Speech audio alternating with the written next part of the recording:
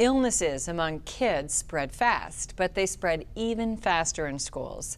With the new school year fast approaching, there are a few things that parents need to know about immunizing their children.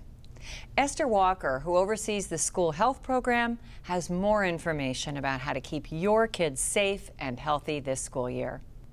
Hi, Esther. Thanks for joining us. Thank you for having me. So, what do parents need to know about immunizations before the school year starts? Well, the Code of Virginia specifies what immunizations are required for a child to enroll in school, and the parents should check either the Fairfax County Public School website or the Virginia Department of Health immunization website, and they can learn more about those required immunizations. So children aren't even allowed to come to school at the beginning of the school year unless they have these immunizations? That's correct. So why is it so important that kids receive proper immunizations? Well, in order to ensure that a child is properly protected or immunized against certain diseases that we no longer typically see in the community or the population, the child should receive their vaccinations on time according to the schedule that the pediatrician has set up for them.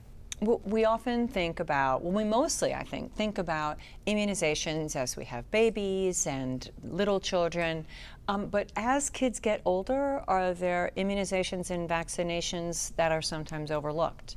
Yes. At 6th grade, the schools are required to document a booster dose for the child of Tdap vaccine, which is a combination tetanus and whooping cough, as well as the HPV vaccine, the human papillovirus vaccine.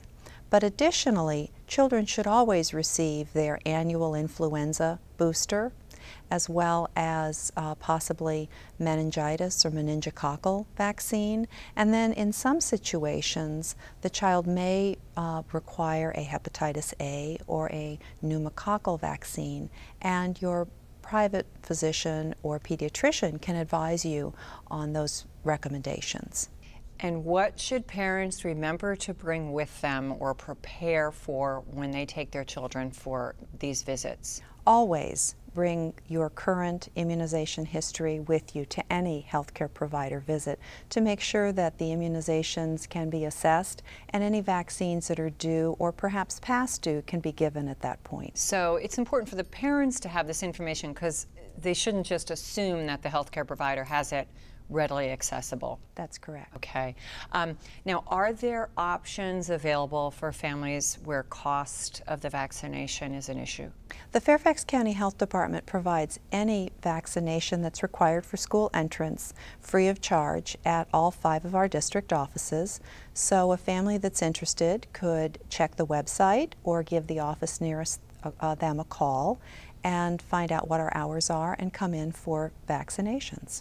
So they're free? Yes. And you mentioned the hours. Now, as we get towards the beginning of the school year, are there any extended hours for families that are working?